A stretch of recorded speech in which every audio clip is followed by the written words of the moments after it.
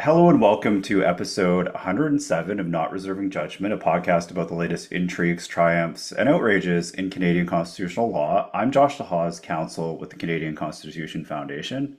And I'm Christine Van Geyn, the CCF's litigation director. Joanna is away today.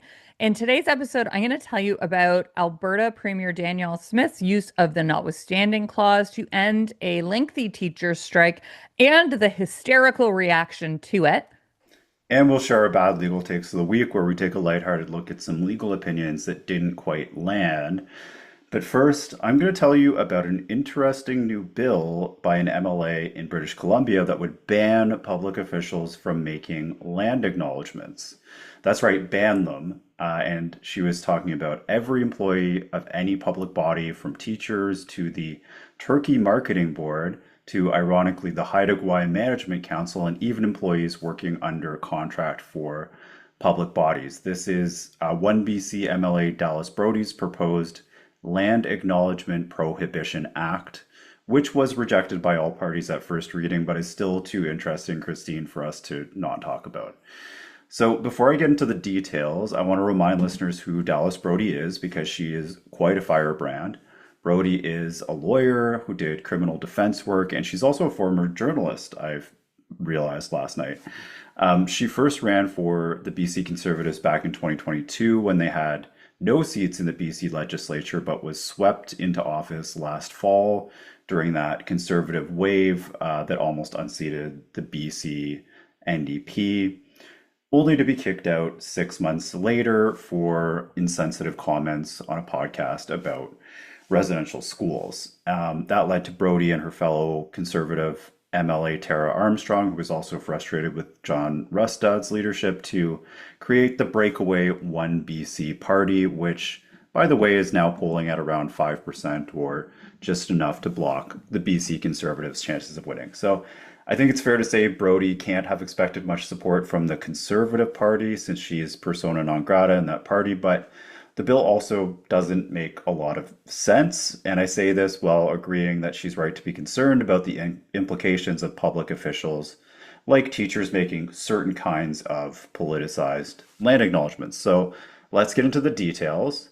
The Act defines land acknowledgement as a public statement, whether oral or written, that recognizes or refers to the traditional, ancestral, or unceded or treaty territories of Indigenous peoples in relation to land located in British Columbia. But it only bans, or would have banned, a couple very specific types of land acknowledgements, and not necessarily the types you would imagine.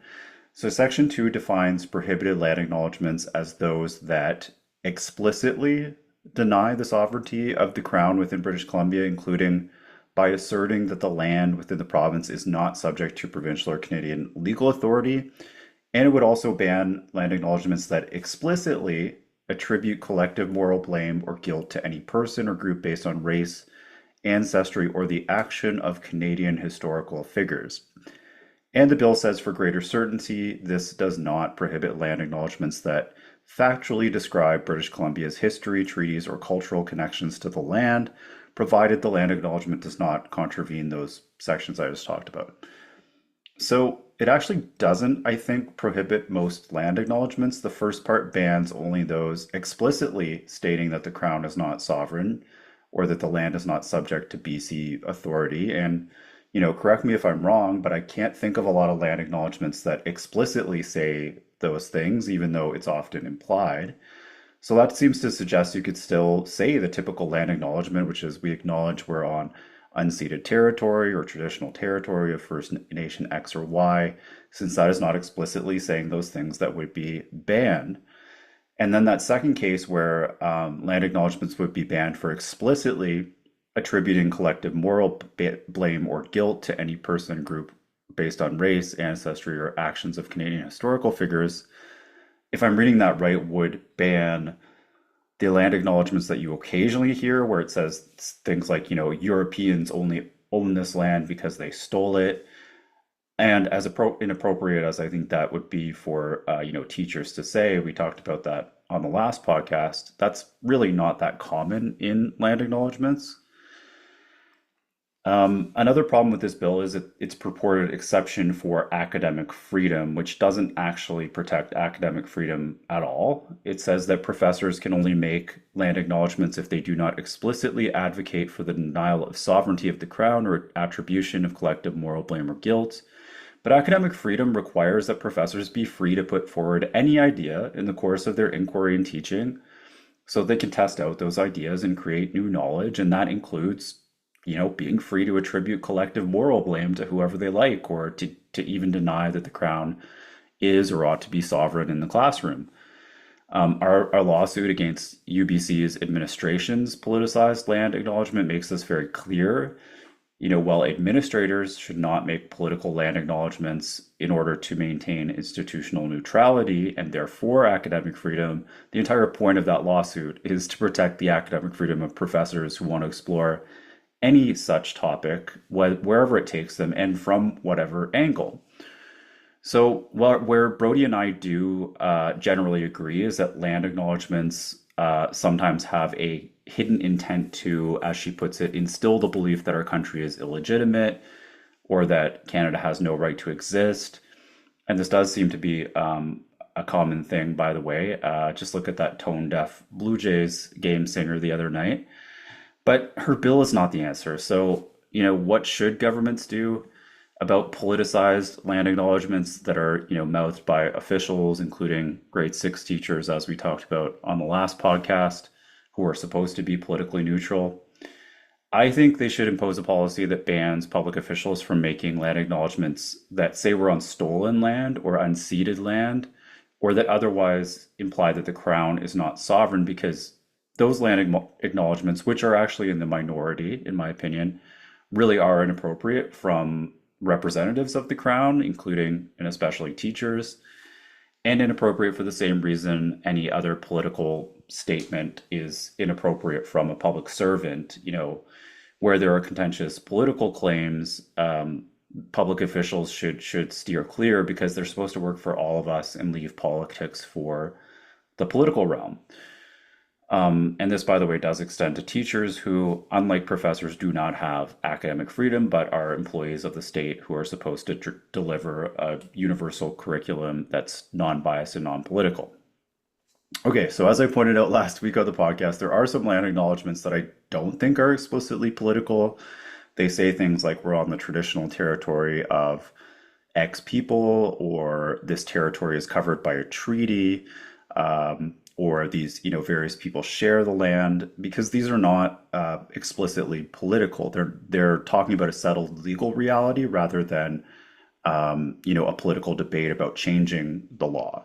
So, I support Brodie's goal here to deal with some of the more political land acknowledgements, but I think this bill was a swing and a miss. Christine, I know you've been following another controversy in BC, which is the Cowichan decision that upended private title, fee simple title in Richmond, BC. Do you think we're seeing a shift in the culture towards land acknowledgements? And is it related to that decision, in your opinion? Yeah, so that meeting in Richmond, our listeners will probably remember that the city of Richmond, in response to Cowichan, sent out this letter to people who live in Richmond with a map showing which parts of Richmond are affected by the Cowichan decision, where Aboriginal title has been sort of found by the courts, even when that property is held in fee simple. So I actually think that that decision could have the potential to have really harmful impacts on reconciliation, because that's not what people think reconciliation means. People don't think, when they say, I want reconciliation, I want to have Canada have a good relationship with our Indigenous people, that it means that they might lose their private property. So if people start believing that is what reconciliation means, it's going to be really, really harmful. So that meeting happened last night, actually, and there's some clips that you can find of it online. There's one guy who said he's been a lifelong resident of Richmond, and he said he's been now paying taxes for no reason at all when he's learned that his property, his privately owned property, could fall under Cowichan title. And he said, I bought the place. Now I don't know if I own it, but I'm not giving it up. So, yeah, I think that this this is not like a consequence of land acknowledgements, but I think it's going to create resistance to land acknowledgements. And while I have a lot of general concerns about this bill that you described, this private members bill in BC, I do understand the concern that land acknowledgements by public officials that are very political in nature could actually have legal consequences. So when that is the case, I do think it makes sense to have a policy in place to say, hey, we can't have our public officials making public statements that have legal consequences that we are not on board with. So that's sort of my general reaction to it. I just did an episode of Canadian Justice, which is my television program separate from this, where we discuss the Cowichan tribe's decision in detail with two of Canada's leading experts on Aboriginal Indigenous law. That's Dwight Newman, who's a professor at the University of Saskatchewan, and Tom Isaac, who's the head of the Indigenous Aboriginal law practice at Castles Brock in Vancouver. So if you go to the Canadian Justice YouTube channel, you can check out that episode where we really dive into what the Cowichan decision entails and some of the potential implications of it, which, my heart goes out to those private landowners in Richmond who really don't know what's going on with their homes and their property right now. So I'm going to turn now to my news headline, which is about Alberta's use of the notwithstanding clause to end a long teacher strike in Alberta. So Alberta teachers have been on strike for 3 weeks and 2 days. Today is the day that they are back in school. Students are back, teachers are back, and they're back because Danielle Smith passed back to work legislation. And to pass it, she invoked Section 33 of the Charter, the notwithstanding clause. So I actually just got back from UBC Okanagan, where I was giving students a lecture about Section 33. So I have been, working on this issue a lot, and I'm really excited to talk about it. The important thing to remember, because you're going to see people freaking out on X, posting on social media that this is unconstitutional. It's always really important to remember Section 33 is part of our Constitution. It's part of the Charter. It allows laws to operate notwithstanding a right or freedom guaranteed in other parts of the Charter. And in this case, the right at issue is freedom of association, Section 2D of the Charter. So about 10 years ago, the Supreme Court of Canada constitutionalized the right to strike. In 2015, in a 5-2 decision, the Supreme Court held that the right to strike is now constitutionally protected under 2D of the Charter. The case is called Saskatchewan Federation of Labor and Saskatchewan, and it was a new interpretation of the right to strike. Prior to this, the Supreme Court had held that the right to strike was not necessarily protected under the Charter's right to freedom of association. There's a trilogy called the Labor Trilogy, 3 cases that found this, and there was a case in 1987, Alberta reference on this issue as well. So the 2015 decision was a very significant shift, and Premier Smith thinks that the old interpretation of the right to freedom of association is the correct interpretation. She disagrees with the new interpretation from the court. And Section 33 is designed to give the last word on the interpretation of rights to the Democratic branch, to the Legislature. So if the citizens of Alberta think that Danielle Smith is wrong and they agree with the court's interpretation of the right, they can vote for a new premier, but they cannot vote for new judges. That's sort of the way Section 33 is designed to operate. So now Alberta teachers are back, or mostly back. The legislation actually does permit some individual boards to strike on their own. And they're back because Section 33 allows this back to work legislation to operate, notwithstanding this new interpretation of the right to strike. So you would think that would be the end of the story, right? Section 33 has been invoked. Well, not so. Yesterday, the Alberta Teachers Association, the union, announced that they will pursue, quote, all legal alternatives to challenge the legislation and the use of Section 33. So, what might those alternatives look like? Well, I've actually written an op-ed about this. It's going to be coming out in the National Post, and I will give you a little spoiler about what it says. Um, Basically, the limits on Section 33 are supposed to be purely formal. They're laid out very clearly in the text of Section 33, and they don't leave a lot of room for interpretation. Those formal requirements include invocations of Section 33 need to be explicit, they can't be implied. Invocations last for 5 years, they can be renewed. They only apply to rights guaranteed through sections 2 and 7 through 15 of the charter, and they cannot invocations cannot be retroactive.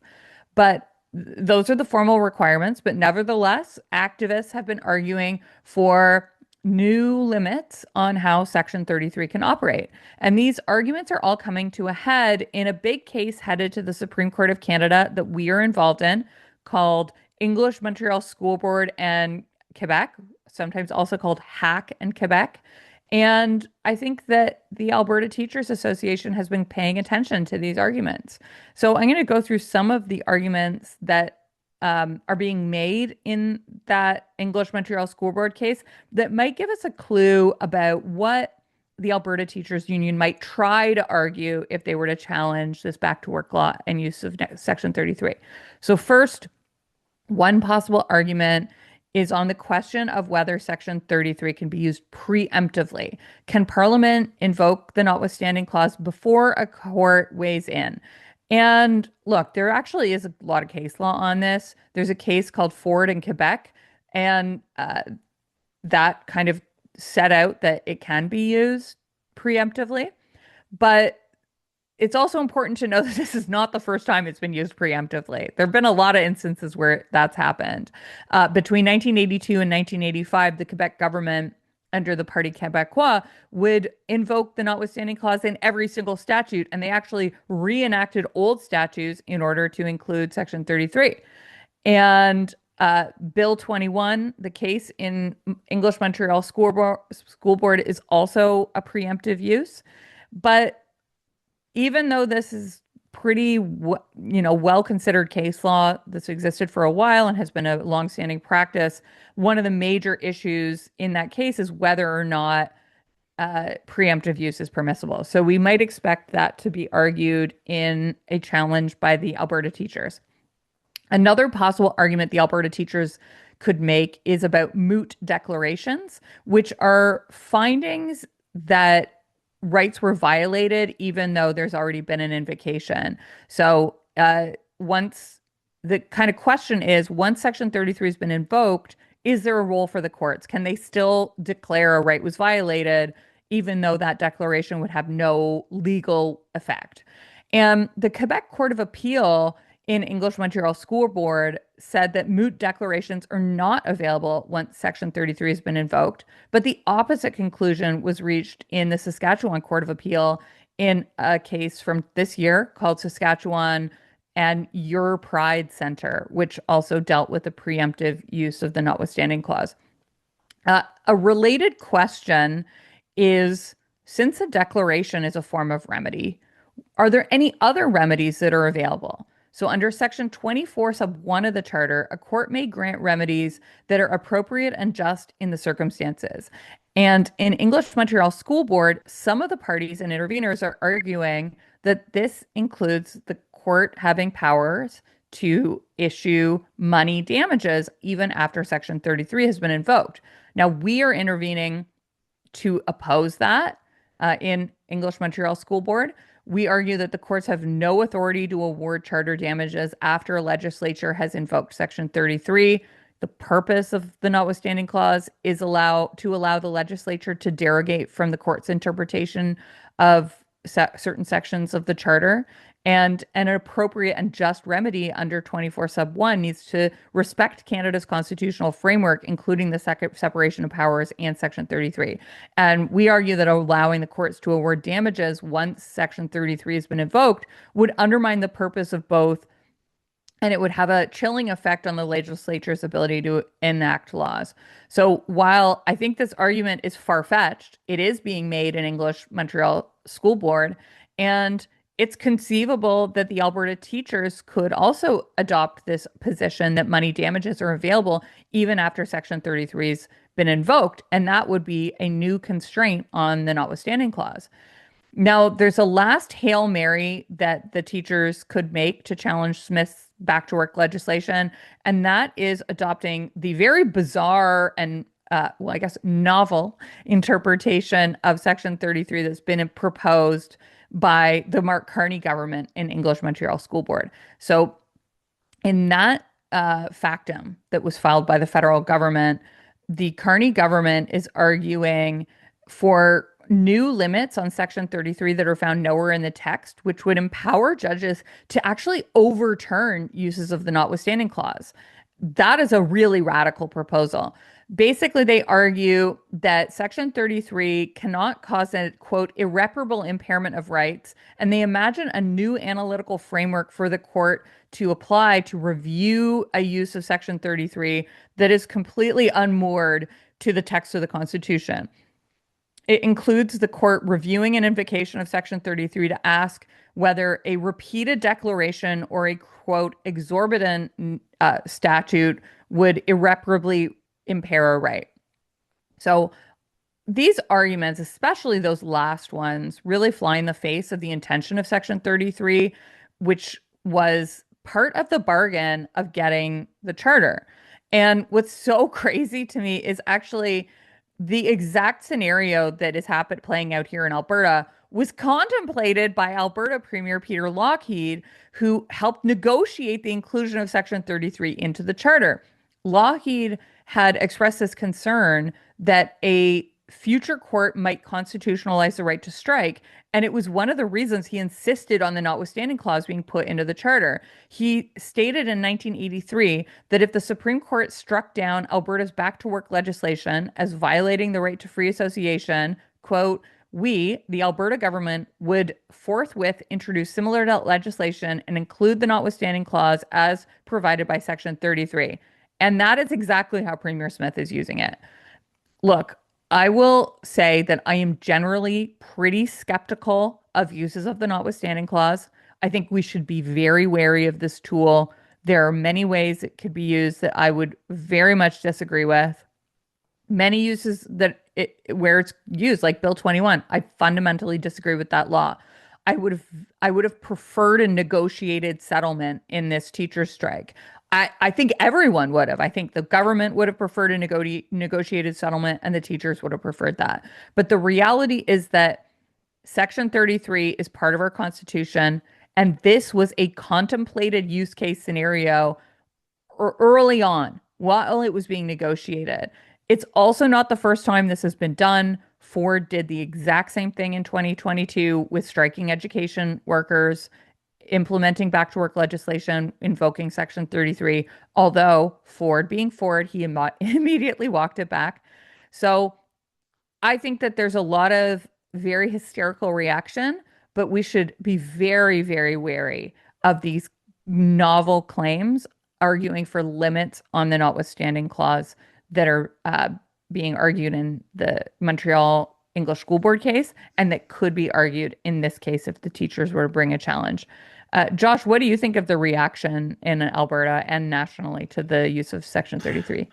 I think hysterical is the perfect word that you've used there. I think that it's surprising how over the top a lot of the reaction is, because it really betrays a misunderstanding of what the notwithstanding clause is and how it's supposed to work. And you've just explained exactly that.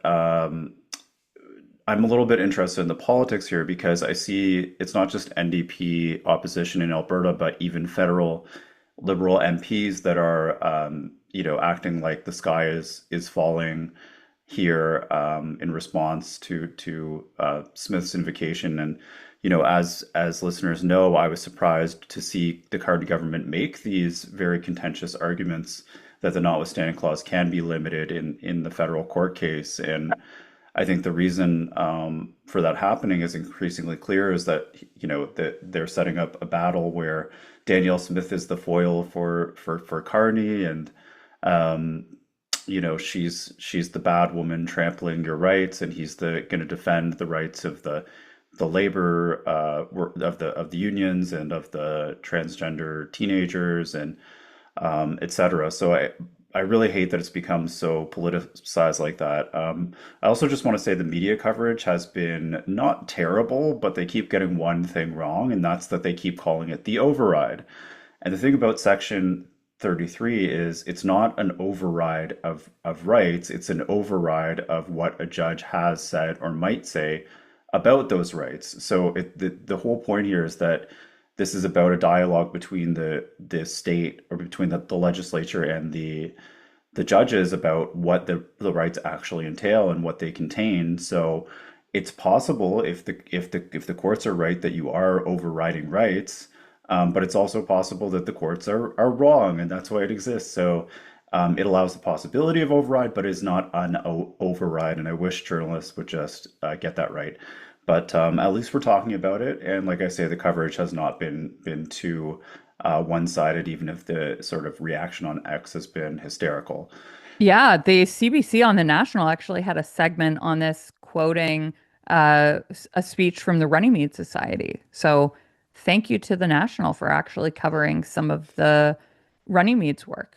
Yeah, Amazing the organization. I watched that report. It was from Lindsay Duncombe, and it was very balanced, and it got it almost 100% right, but it did call it an override. So except for that, 99% balanced. All right, let's take a break, and when we come back, we will do our bad legal takes. So my bad legal take is just continuing the conversation. It goes to ex-user Steve AI, who had the most blatantly wrong interpretation of the legal consequences of invoking the notwithstanding clause to end the teacher strike. And there were a lot to choose from here, but his is the best, or the worst, I guess. He writes, no charter rights in Alberta now. That means both the federal government and the provincial government can kick any Albertan for no reason at any time. In Alberta now, there are no rights to refuse searches, no rights against arbitrary arrest, no rights versus the government, commie-style state control. And then he shared a picture of Joseph Stalin making a heart with his hands. So for a second, I thought he was joking, but then I scrolled through X, and there are a lot of people who seem to think that all rights have now been suspended in Alberta, when in fact, I would argue none have. And, at worst, rights in relation to this back to work legislation have been suspended. So what really happened here, as you explained, is Smith has immunized her back to work legislation from arguments that it violates freedom of association and also any other creative arguments that someone can come up with. But it only applies to Bill 2 itself, not to any other law or government action, and certainly not to the federal government. So bad legal take to those who think the Alberta Premier has suspended all rights. Those are sort Christine. of, yeah, those are like evergreen bad legal takes. Anytime Section 33 is discussed in the media, there's kind of a huge number of takes like this. My bad legal take this week goes to a British Columbia member of parliament named Wade Chang, and it's for a comment he made in committee on C9, which is the bill, the Combating Hate Act. I'm actually going to be testifying at C9 committee next week, so I've been looking at a lot of the footage from what's going on at the committee to prepare. And this is the legislation that would remove the quote extremeness requirement for hate speech. Currently, hate is defined as the most extreme manifestation of the emotions of detestation and vilification. And C9 removes that extremeness. So it's just detestation. And it also increases penalties for hate motivated offenses, and it would criminalize symbols of hate. So the comment in committee was bizarre. MP Chang said that the reason he is an MP is C9, and he wanted to be a part of this legislation because of something horrible that happened to him in 2022. He says he was waiting for the SkyTrain, and someone saw him looking at a sign and yelled at him, "What are you looking at, Asian? If you want to F word, go to Davie Street." And I had to figure out what this insult means. Davy Street is sort of the LGBTQ neighborhood. So I guess this person was like, go, you're gay, is basically what he was saying to this MP. So MP Chang was very offended by this. He said he was offended. And he said, isn't this part of hate crimes in this country? And the answer is no, it is not. Under the existing law, that would not rise to the level of hate speech, although I agree it is offensive and rude, and I can see why he didn't like it. I also am a little bit curious if this person was a homeless person yelling this. High chance of that in Vancouver, that people yelling expletives at you on the street is experiencing a mental health crisis or drug addiction. Uh, it's not hate speech though under the existing law. I don't even think it would be hate speech under the new proposed law under C9, but the fact that MP Chang is saying, like, is he saying it should be? I mean, Yes. as I said, it's not a nice thing, but is Chang suggesting the person who said this to him should go to jail? Like he wants to put this person in prison for yelling rude things to him on the train? I mean, if that's the case, that's terrifying. I mean, I get mean things said to me all the time, like as mean as that or meaner. And most of the time, these are things people say online, but C9 would apply to online speech. So if you say something mean to me online, can I report it and you can go to jail? That is not a good outcome. That is dystopian. And that's why we want this law C9 to be stopped. Even though, look, I'm sorry this happened to you, MP Chang. That sounds like a not pleasant experience, but I don't think someone should go to jail because of it. So that's my bad legal take to this MP. Yeah, Christine, I'm really worried about this. Like, I could go to jail for some of the things I say to you on this podcast. Like when you put your water glass down, that that could be hate speech if this is. So Yeah, seriously. anyway. All right, well, that's the end of the show. Thank you for listening, and we hope you will rate us, review us, and subscribe us. Subscribe if you haven't already, and you can support our work also by visiting our YouTube channel, where you'll regularly hear updates from Christine, by following us on X, or by visiting our website and signing up for our Freedom Update newsletter. The CCF is a nonpartisan charity funded by your donations, so please do click that donate button on our website if you can. Thanks for listening. That was hard to say. Thanks for listening. It's like so hard to say. Thanks for listening. Yeah. It's okay. Anyway, I'm tired.